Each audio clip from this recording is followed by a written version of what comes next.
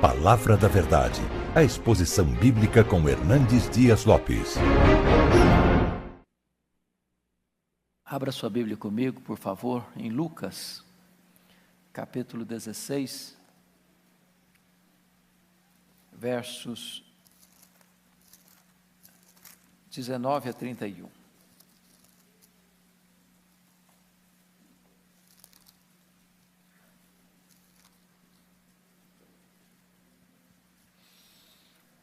Como o pastor Erival disse, esse é um dos temas densos e não é um tema palatável e também não é popular. Ele é daquele tipo de assunto que dá ibope. Mas o compromisso nosso, do Conexão com Deus, desta igreja, não é pregar aquilo que dá ibope, é pregar a verdade de Deus. E eu queria que você então acompanhasse essa leitura deste texto tão grave, tão solene, que Lucas registra.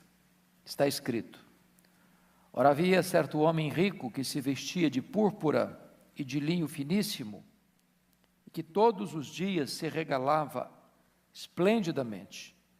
Havia também certo mendigo chamado Lázaro, coberto de chagas, que jazia à porta daquele e desejava alimentar-se das migalhas que caíam da mesa do rico. E até os cães vinham lamber-lhe as úlceras. Aconteceu morrer o mendigo e ser levado pelos anjos para o seio de Abraão. Morreu também o rico e foi sepultado. No inferno, estando em tormentos, levantou os olhos e viu ao longe a Abraão e Lázaro no seu seio.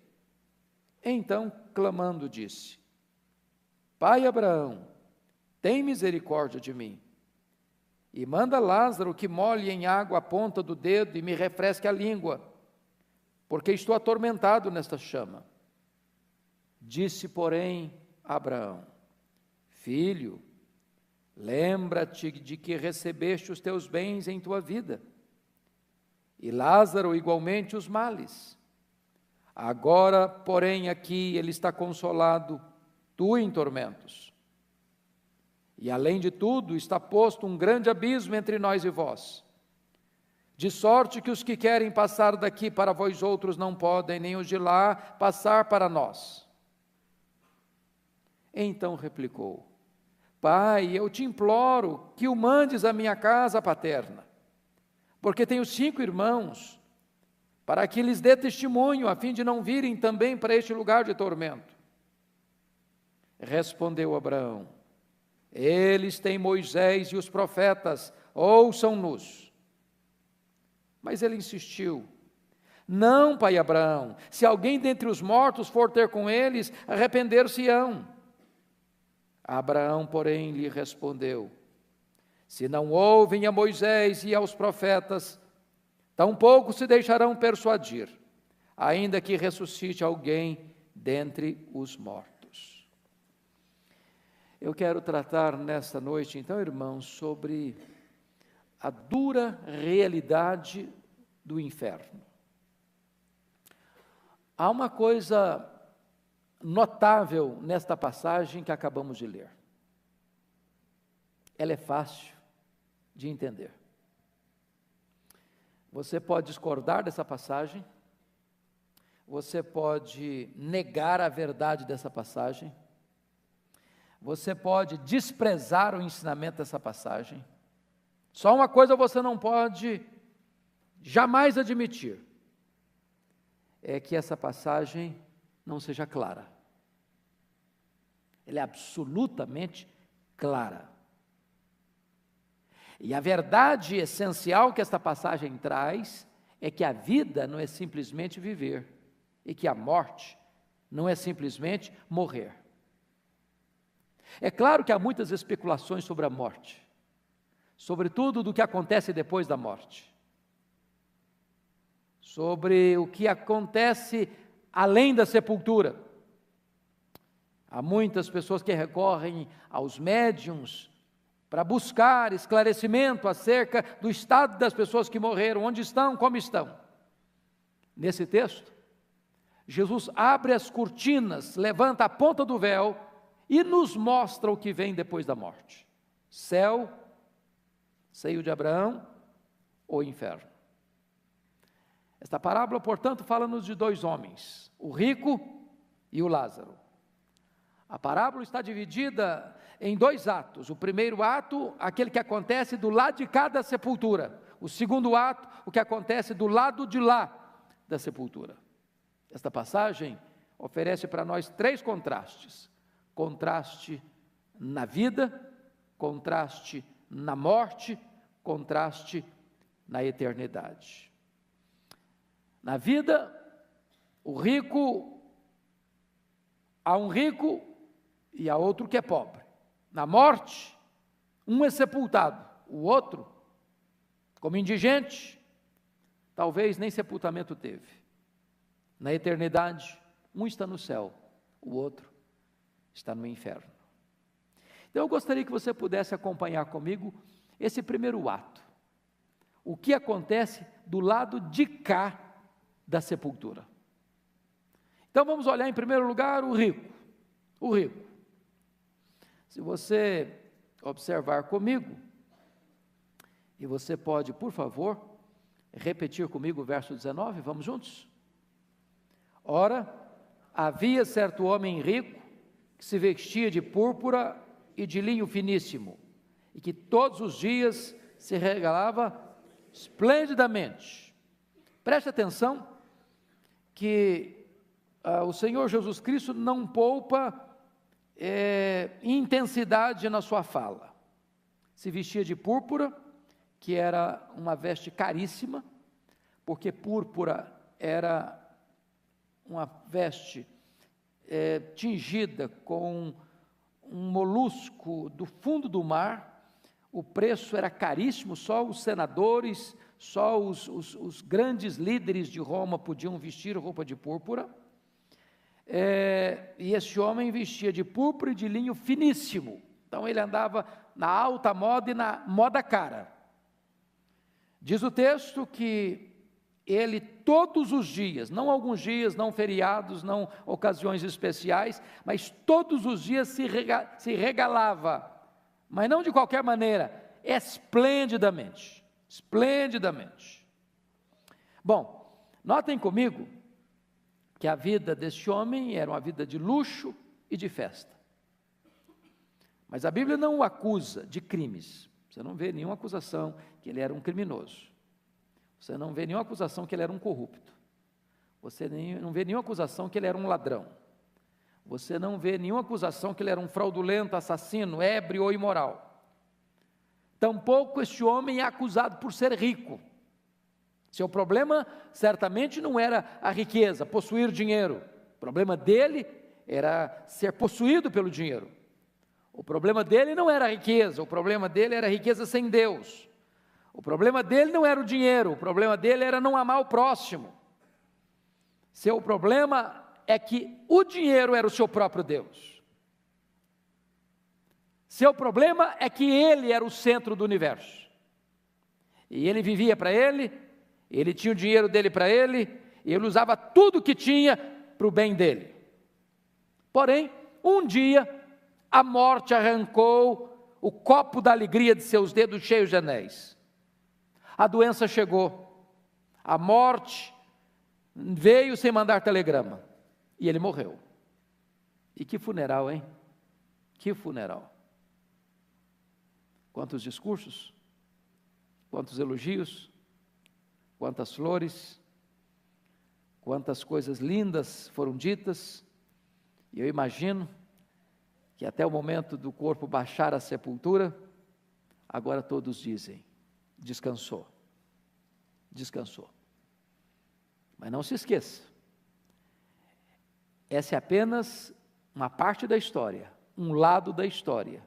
Há muito mais além da sepultura. Mas vamos ver o outro quadro. Vamos ver o outro quadro. Confira comigo o versículo 20 e 21. Vamos juntos? Havia também certo mendigo, chamado Lázaro, coberto de chagas, que jazia à porta daquele, e desejava alimentar-se das migalhas que caíam da mesa do rico, e até os cães vinham lamber-lhe as úlceras. Então note você que esse mendigo aí é descrito de 4 formas a retratar com eloquência a sua desgraça, a sua desdita. Primeiro, ele era mendigo, tem nada, vive à míngua. Segundo, estava com fome. Terceiro, estava coberto de lepras, de feridas. Quarto, os cães vinham lamber-lhe as úlceras. Ora, não tem jeito de descrever um quadro mais triste do que esse. Um mendigo, um faminto, e ele está faminto vendo o rico comer, desejando as migalhas que caem da mesa, coberto de feridas, e o que ele tem de companhia são os cães leprentos que vinham lamber-lhe as úlceras. Agora notem vocês que também esse homem morreu. O que é curioso que Jesus cuidadosamente não nos informa que ele foi sepultado. Se você conhece bem a realidade dos cães daquela época, muito provavelmente os cães foram os seus agentes funerários. E os cães foram a sua própria sepultura. Talvez diante de um cenário desse, você pudesse sair torcendo o nariz, sentindo náuseas, asco e diz, que tragédia. Mas se lembre de que essa é apenas uma parte da história. Tem muito mais depois da sepultura. Então vamos ver o outro lado, o que acontece do lado de lá da sepultura. Do lado de cá, um é extremamente rico, o outro é extremamente pobre. Do lado de cá da sepultura, um banqueteava todos os dias, e o outro passava fome todos os dias. Do lado de cá, um vestia púrpura e linho finíssimo, o outro trapos. Mas preste atenção, há determinadas diferenças na vida de um ser humano que as roupas não revelam, que a casa que você mora não revela, que o cardápio da sua mesa não revela, que os anéis dos seus dedos não revelam, que a sua posição social não revela. Um homem, uma mulher não podem ser medidos pela casa que moram, pela roupa que vestem, pela comida que comem, pelas joias que usam, pela ostentação que possuem. Notem comigo o Lázaro agora, do lado de lá da sepultura. Quando Jesus levanta a cortina e mostra o outro lado, há uma inversão brutal da realidade. Se não vejamos. Olha aí comigo, o versículo 22. Vamos juntos? Aconteceu morrer o mendigo e ser levado pelos anjos para o seio de Abraão. Olha que coisa maravilhosa, só até aqui. O mendigo morreu, e aí diz o texto, que os anjos,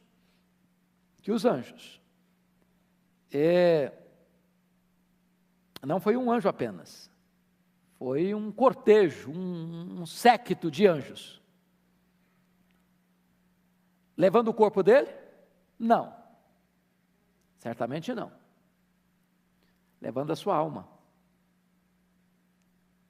Você não é um corpo que tem uma alma, você é uma alma que tem um corpo. Seu corpo foi feito do pó, é pó e volta ao pó. Mas a sua alma foi o sopro de Deus em você. Esta não morre. Esta sobrevive à morte. E diz a Bíblia em Hebreus que quando um crente morre, a sua alma é aperfeiçoada e entra na glória. E aqui os anjos levam a alma dele para o seio de Abraão, que é uma linguagem para representar a bem-aventurança eterna, o próprio céu. E notem vocês, por que ele vai para o céu? Porque é mendigo?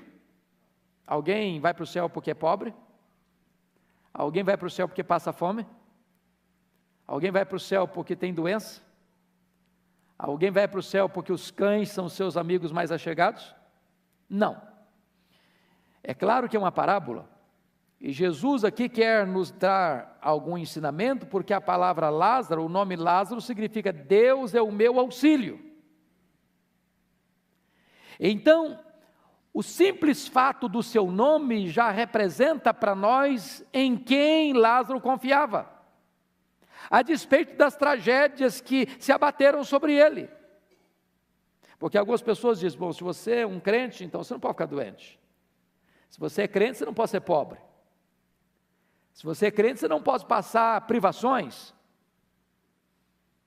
Mas Jesus quis, nesse contraste brutal, nos mostrar que, embora a realidade aqui seja a pior, isso não interfere na sua salvação, porque a salvação não depende do quanto dinheiro você tem, de quanta saúde você tem, de que roupa você veste, de que comida você come, que casa você mora, quem cerca você. Salvação tem a ver em quem você põe a sua confiança. Lázaro vai para o céu, dentro da parábola, porque Deus é o meu auxílio, diz ele. Notem vocês, Lázaro não tem nada, senão Deus. O rico tem tudo, menos Deus. Do lado de cada sepultura, quem não tem Deus, tem dinheiro, tem mesas fartas, tem vestes caras, tem anéis nos dedos, e tem luxo e requinte, parece que está muito bem. Muito bem. Entretanto, diz a Escritura que quando Lázaro é levado para o seio de Abraão, certamente ele esqueceu seus andrajos, sua fome, os cães leprentos, suas úlceras, imediatamente ao chegar. Imediatamente ao chegar. Vocês já pararam para pensar nisso, irmãos? O que a Bíblia diz que a nossa leve e momentânea tribulação produz para nós eterno peso de glória, e que o sofrimento do tempo presente não é para comparar com os tempos por vir a serem reveladas a nós? Que qualquer sofrimento que você sofrer aqui, com 1 minuto de céu, tudo isso já não vai ter mais significado para você? Essa parábola revela isso. No céu havia consolo. No céu Lázaro esqueceu-se dos seus andrajos, da sua fome, dos cães, das noites frias, do homem rico que o deixou na miséria. Tudo isso acaba e ele é consolado. Mas vamos ver o outro lado. Olha comigo o verso 22 agora, parte B. Vamos juntos? Morreu também o rico e foi sepultado. No inferno, estando em tormentos, levantou os olhos e viu ao longe Abraão e Lázaro no seu seio. Então vamos parar um pouquinho. Quem está no inferno? O corpo dele? Não. Onde está o corpo dele? Sepultado. Então preste atenção que o homem não é só matéria. Não é essa história que morreu, acabou, não. Vamos entender outra coisa. Quem morre salvo, do outro lado da sepultura está salvo. Quem morre perdido, do outro lado da sepultura está o quê? Perdido. A morte não muda o destino de uma pessoa. A hora de se preparar não é depois. Não adianta fazer missa 7º dia, de fazer missa de 30 dias, não adianta encomendar serviço, nada disso resolve. É aqui, é agora. É do lado de cada sepultura. A Bíblia diz que o homem está ordenado morrer uma só vez, vindo depois disso o quê? O juízo. Então notem vocês que o rico que viveu aqui sem Deus, depois da morte abriu os olhos e estava na penitenciária do universo, prisão perpétua, sem chance de morrer, porque agora não se morre mais. Se existisse uma coisa que o homem gostaria imensamente, era de morrer. Sabe por que uma pessoa comete suicídio? é porque num dado momento ela perde a capacidade de gerenciamento da sua lucidez, e ela está sofrendo tanto, seja fisicamente, emocionalmente, que ela pensa que se atirar a vida dela, o sofrimento dela acaba. Se você olhar as cenas do dia do juízo, o que é que os homens vão querer no dia do juízo? É morrer, mas a morte vai fugir deles. O grande drama para quem vai estar no inferno é que a morte não vai alcançá-los mais. Vai ser bem-aventurança eterna e vai ser condenação eterna. E se você perceber, uma das coisas que precisamos, à luz desse texto, é o seguinte: quando um homem, uma mulher, um ser humano quebra uma lei da natureza, ele sofre a consequência quanto tempo depois? Imediatamente. Imediatamente. Se você botar o dedo no fogo, vai doer na hora. Se você pular de um prédio, vai se esborrachar na hora. Mas nem sempre quando você viola uma lei espiritual, você sofre a consequência na hora. Deus não escala um anjo para dar uma burdoada na sua cabeça toda vez que você peca. Deus dá corda. Deus dá corda. De repente, o homem chega a pensar que o pecado compensa, que o pecado é vantajoso. De repente, ele descobre que há muitas coisas boas que o pecado lhe oferece: banquetes, farras, diversões, prazeres. Mas o grande drama é que o homem se esquece de que um dia ele vai fazer o quê? Morrer. E que depois da morte vem o quê? O juízo. E ninguém vai poder escapar desse juízo. O homem rico não despertou santo, a morte não transforma um pecador num santo. Então, eu gostaria que você pudesse olhar comigo algumas coisas aqui. Primeiro, a posição que um homem ocupa diante dos homens nem sempre é a mesma que ele ocupa diante de Deus. Preste bem atenção nisso. Tem muitos homens hoje que são famosos, que são aplaudidos, que são condecorados, que são reconhecidos, que são elogiados, que são enaltecidos, que são colocados no topo da pirâmide, mas aquilo que o homem é diante dos homens não necessariamente significa que ele é diante de Deus. Segunda coisa, a morte vem a todas as pessoas. Alguém já disse que a morte é o sinal de igualdade na equação da vida. Vem para o rico, vem para o pobre, vem para o doutor, vem para o analfabeto, vem para o religioso, vem para o não religioso, vem para o velho, vem para o jovem, vem para a criança, vem para todos. Para todos. Terceiro, Deus leva os salvos para o céu na hora da morte. Irmãos, isso é verdade, é bíblico, isso é a esperança para nós, amados. É por isso que um crente pode dizer: para mim o viver é Cristo, o morrer é lucro. É por isso que a Bíblia pode dizer o seguinte: bem-aventurados aqueles que desde agora morrem no Senhor, para que descansem das suas fadigas e as suas obras os acompanham. Então, quarta verdade que esse texto nos mostra: as pessoas não convertidas descobrirão o valor da alma tarde demais. Se você olhar nessa parábola, esse homem rico fazia toda a provisão para quê? Para o corpo. Para o corpo. Vestes, banquetes, prazeres. Tudo para quê? Para o corpo. Que provisão ele fez para a sua alma? Nenhuma.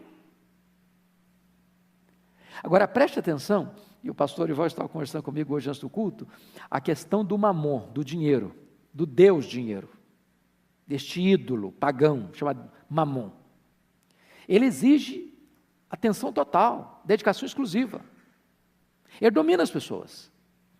Ele oferece prazeres, diversões, coisas lindas, coisas ricas, coisas luxuosas, coisas requintadas, e ele oferece tudo para você. Tudo. Tudo. Porém, ele não faz você fazer uma viagem rumo às suas necessidades espirituais. E as pessoas que só investiram no aqui, no agora, no material, no terreno, no físico, para o corpo, ao morrerem, e ao perceberem que, não tendo feito investimento espiritual, vão estar no inferno, vão perceber tarde demais a importância que é se investir na vida espiritual, na alma. Ele está preocupado agora com os irmãos dele, porque ele não se preocupou em tempo oportuno. Quinta lição aqui, a priori ainda, os milagres não ajudam as pessoas que desobedecem à palavra de Deus. Pai Abraão, manda Lázaro lá na casa do meu pai, eu tenho 5 irmãos, para eles se precaverem, para eles escutarem, para eles não virem para cá também. O que ele está querendo? Um milagre. Que o Lázaro, que já morreu, já está no céu, viesse para a terra, para comunicar com seus irmãos. E Jesus Cristo diz o seguinte, eles têm o quê? Moisés e os profetas. Em outras palavras, eles têm a Bíblia, eles têm a palavra de Deus. Ouça o que a Bíblia diz. Agora, notem vocês que Jesus Cristo não favorece a tese dele. Manda o Lázaro já morreu. Para alguém aparecer, irmãos, o que tinha que fazer para o Lázaro aparecer? Tinha que ressuscitar. Ou seja, Jesus está combatendo a tese espírita aqui. Não tem desse negócio de morto aparecer, não. Morto não aparece de novo, não. Esse negócio de o morto vir, falar e tal, entregar mensagem, quem está aparecendo ali é morto coisa nenhuma, é outro personagem que está ali. Chama-se demônio. Porque para um morto aparecer e dar alguma mensagem, ele tem que ressuscitar. Então preste atenção nisso. Nesse mundo tão místico que nós estamos, se alguém quer ouvir a voz de Deus, tem que ouvir de acordo com a palavra de Deus, com a Bíblia Sagrada. É claro, irmãos, que a doutrina do inferno é uma doutrina que não é popular, como eu lhes disse. Os agnósticos, não, isso aí não tem jeito não é possível saber se existe esse lugar não. Bertrand Russell chegou a dizer que o homem é apenas um aglomerado acidental de átomos. Morreu, acabou, desintegra, acabou. Esse texto diz que não. O inferno é aqui mesmo. Não, o inferno é aqui mesmo. Já escutou a gente falar isso? O inferno é aqui mesmo. Ô irmão, se o inferno fosse aqui mesmo, a vida seria muito injusta, não? Vocês não acham que tem gente que vive uma vida assim, nababesca, e outros vivem assim, numa magrela? É verdade, gente. Eu tenho hora que eu fico olhando, de vez em quando eu leio algumas coisas assim, alguns políticos aí de Brasília, chegar num restaurante e gastar 30 mil reais numa garrafa de vinho. Você não fica assim chocado com isso, não? Hoje a gente tem muito cidadão brasileiro que nunca viu na vida 30 mil reais. Porque um cara que dá 30 mil reais numa garrafa de vinho, ele tem que beber gota a gota, assim, gotinho, entendeu? Não é possível, que negócio é esse? Aí o coitado do trabalhador que levanta 4 horas da manhã, pega metrô, trem, e mais não sei mais o que, para frente aí, gasta 4 horas para chegar no trabalho, rala o dia inteiro, volta para chegar em casa 10 da noite, para levantar 5 no outro dia. Você acha que a vida é injusta? Você acha que isso é justo? Se não tivesse inferno, a vida seria muito injusta. O inferno nivela da realidade a justiça de Deus. Porque o que o homem semear, também ele ceifará. Se a justiça não for feita aqui, e muitas vezes não o é, certamente o será no tribunal de Deus. O inferno é uma reivindicação necessária da justiça divina. Pois bem, queridos, a realidade do inferno é que o inferno não só existe, mas ele é uma necessidade absoluta, uma necessidade moral, porque embora aqui muitos cometem delitos, crimes, transgressões, pecados, e ainda assim são tidos por heróis, por beneméritos, escapam da lei, escapam dos tribunais, mas jamais poderão escapar da justiça e do tribunal de Deus. Sofrimento do inferno, como é que é? O que é que vocês acham que vai ser o maior sofrimento do inferno? A Bíblia diz que Deus é a fonte da vida. Que ter comunhão com Deus é a essência da vida. É na presença de Deus que tem plenitude de alegria. Sabe o que vai ser o inferno? Ser banido para sempre da presença de Deus. Essa é a dura realidade do inferno. Banido para sempre.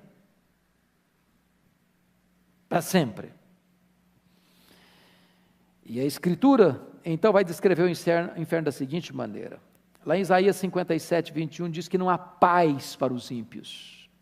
Lá em Daniel 12, 2, diz que serão despertados para a vergonha e para o horror eterno. Lá em Marcos 9, 48, diz que o inferno é onde não lhes morre o verme, nem o fogo se apaga. Lá em Mateus 13, 42, diz que ali haverá choro e ranger de dentes. Em Mateus 22, 13, serão lançados nas trevas exteriores.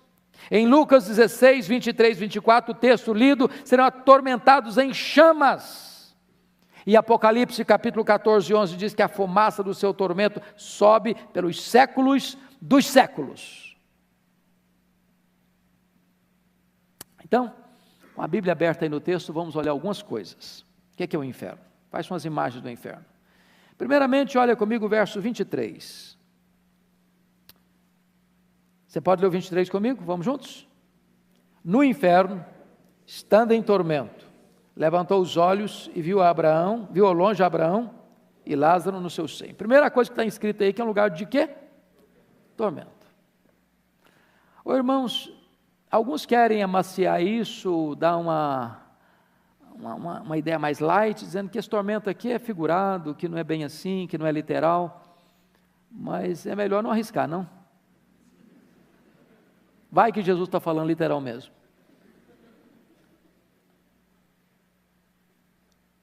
Se ele quisesse que não fosse literal, ele teria dito. Tormento. Chama inextinguível, fogo que não se apaga, fumaça que sobe pelos séculos dos séculos. Lugar onde o bicho não deixa de roer, que o fogo não deixa de queimar, prisão, lugar de trevas eternas. Segundo, olha comigo, o verso 23 ainda, ver sem usufruir. Não consta o texto que Lázaro viu o rico no inferno, mas consta o texto que o rico do inferno viu Lázaro no seio de Abraão. Já pensou o que é ver o que é coisa boa e não poder usufruir? Olha a inversão de Jesus. O Lázaro ficava aguardando migalhas cair, via a mesa do rico com tudo que era farto, querendo migalhas. Nem migalha lhe davam. Agora o rico vê Lázaro no seio de Abraão, mas está privado permanentemente de usufruir o que está vendo. Olha o versículo 24 comigo. Clamar sem ser atendido. Então, clamando, diz: Pai Abraão, tem misericórdia de mim, manda Lázaro que molhe em água a ponta do dedo e me refresque a língua, porque estou atormentado nesta chama. Agora, preste atenção que Jesus é tão gráfico aqui, tão eloquente, que eu pergunto para você, o que vale uma gota d'água numa chama? Que tipo de consolo um dedo molhado pode dar a uma língua que está atormentada em chamas? O que Jesus está querendo dizer é que nem o mínimo consolo será dado. Nenhum pedido será atendido. O clamor não será respondido. Agora olha o verso 25 comigo. Ser atormentado sem receber refrigério. Disse, porém, Abraão: filho, lembra-te de que recebeste os teus bens em tua vida, e Lázaro igualmente os males. Agora, porém, aqui ele está em consolo, ou consolar, e tu em tormentos. Então é o seguinte, meu filho, agora não tem mais jeito. Fechou a porta, agora não tem mais saída, não tem mais arrependimento, não tem mais mudança, não tem mais alteração desse quadro. Terceiro, O inferno é um lugar de onde não se pode sair. É prisão perpétua. Olha o verso 26. Vamos ler juntos? E além de tudo, está posto um grande abismo entre nós e vós, de sorte que os que querem passar daqui para vós outros não podem, nem os de lá passar para nós. Então note você que não tem chance de quê? De arrependimento no inferno. Não tem mudança de status, de posição. É por isso que a ideia de purgatório não tem amparo na Escritura. Ao homem está ordenado morrer o quê? Uma só vez. Vindo depois o quê? O juízo. Não tem alteração de situação depois da morte. Não tem primeira instância, segunda instância, terceira instância, quarta instância. Nem habeas corpus. Prisão perpétua. Quarto lugar. O inferno é um lugar onde o pedido de socorro não é atendido. Olha o verso 27 comigo. Então replicou o pai, eu te imploro. Veja, você agora não pede mais, agora implora, porque implorar é um termo mais forte que pedir. Eu te imploro que o mandes à minha casa paterna. E aí você percebe que não tem oração atendida no inferno. Pedido nenhum, apelo nenhum. Nada de comunicação é feita que prospere. E aí você começa a perceber uma coisa, não há chance de reverter a situação no inferno. Mas mais ainda, quinto lugar, o inferno é um lugar de lembranças das oportunidades perdidas. Olha comigo versos 27 e 28.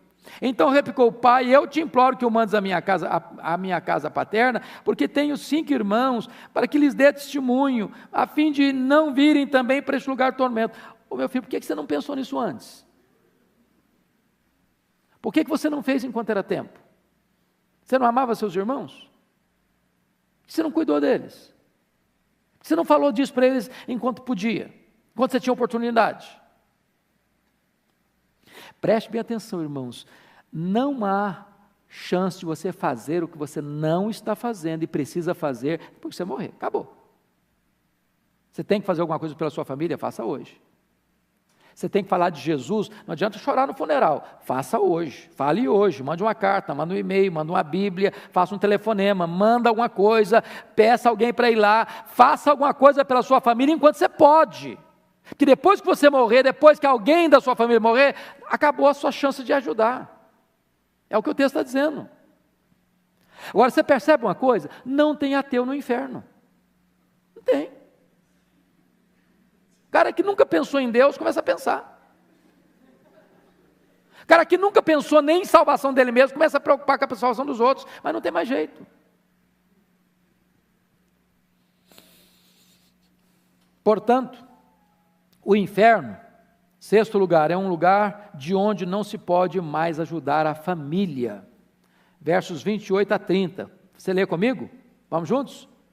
Porque tenho 5 irmãos, para que lhes dê testemunho, a fim de não virem também para este lugar de tormento. Respondeu Abraão, eles têm Moisés e os profetas, ouçam-nos. Mas ele insistiu, não, pai Abraão, se alguém dentre os mortos for ter com eles, arrepender-se-ão. Olha a resposta. Abraão, porém, lhes respondeu, Senhor, se não ouvem a Moisés e aos profetas, tampouco se deixarão persuadir, ainda que alguém dentre os mortos ressuscite. Então preste atenção no seguinte,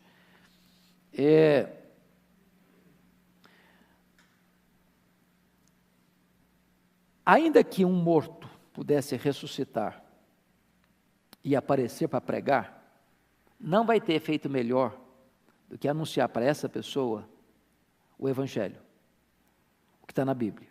Você tem um exemplo histórico disso? Tem. Lembra de Lázaro, irmão de Marta e Maria? Ele ressuscitou. Ele esteve à mesa com Jesus.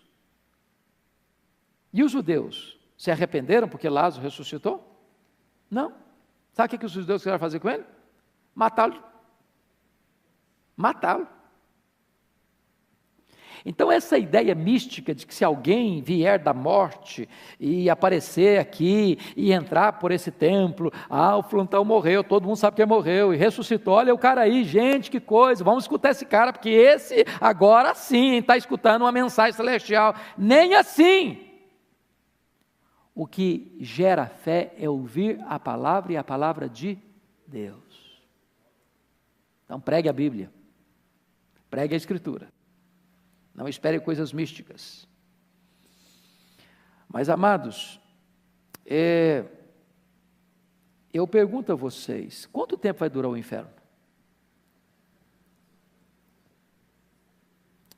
Você já parou para pensar nisso?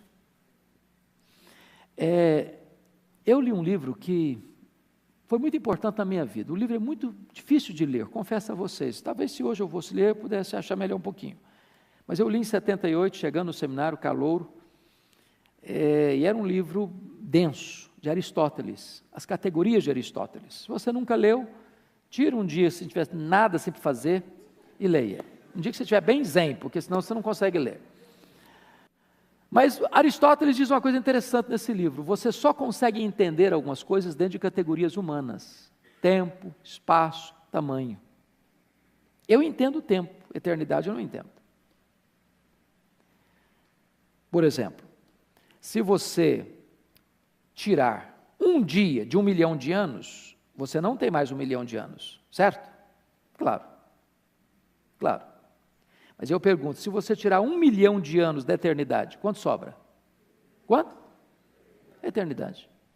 E se você tirar 1 bilhão de anos da eternidade, sobra quanto? A eternidade. Então, quando é que a eternidade vai acabar? Nunca. Sabe por quê? Eternidade não é tempo.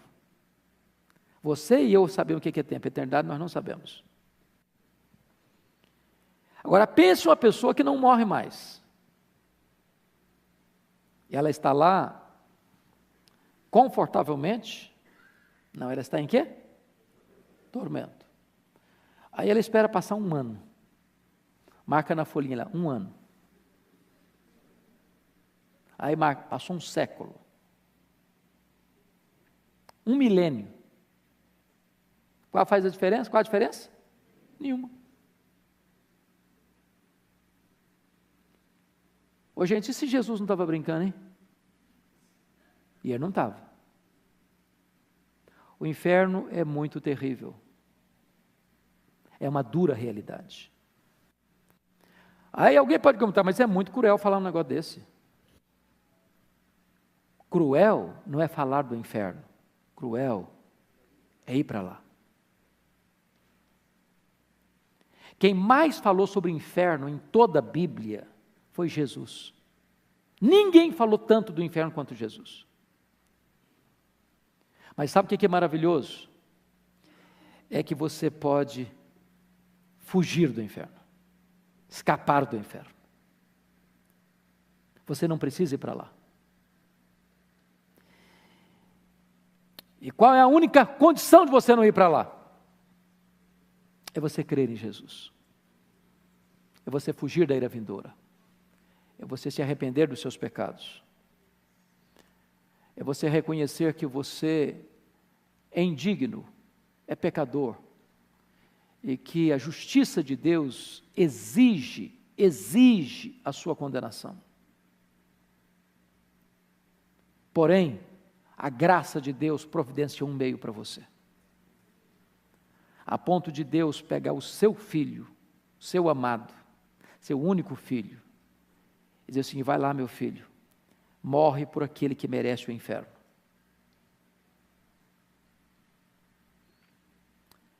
Morre no lugar dele, morre pelos pecados dele, carregue no seu corpo, sobre a cruz, todas as transgressões dele. E foi isso que Jesus Cristo fez.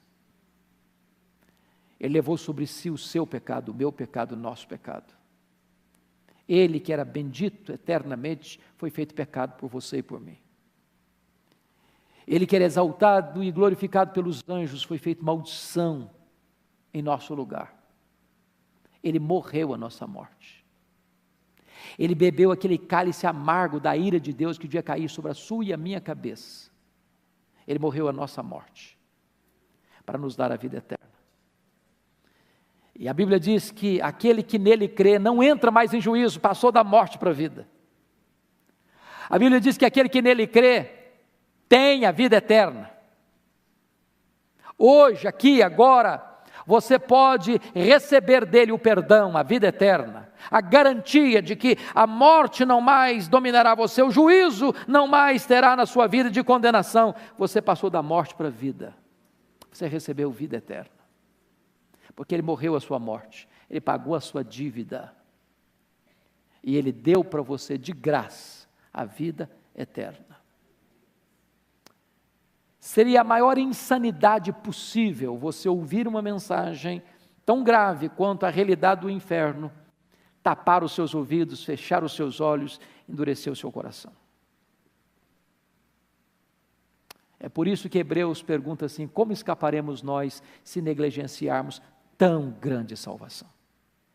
Feche os seus olhos, por favor. Curva a sua fronte.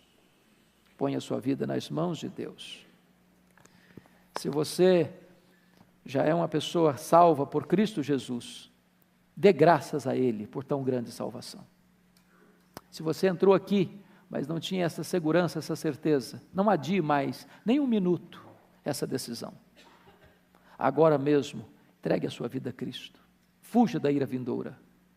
Receba de graça o perdão, a vida eterna.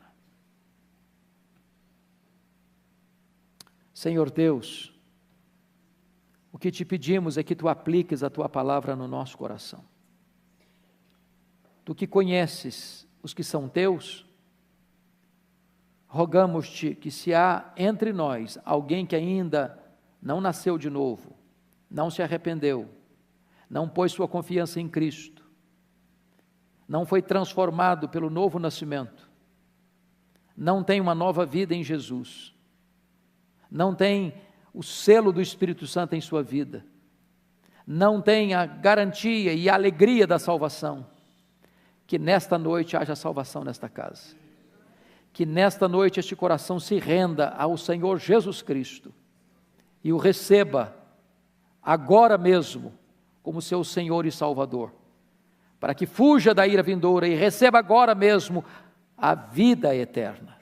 Bendito é o teu nome, porque tu és o único que tem poder para salvar, que tem poder para perdoar, que tem poder para trazer vida na nossa morte e esperança para o nosso desespero. Bendito é o teu nome, em nome de Jesus.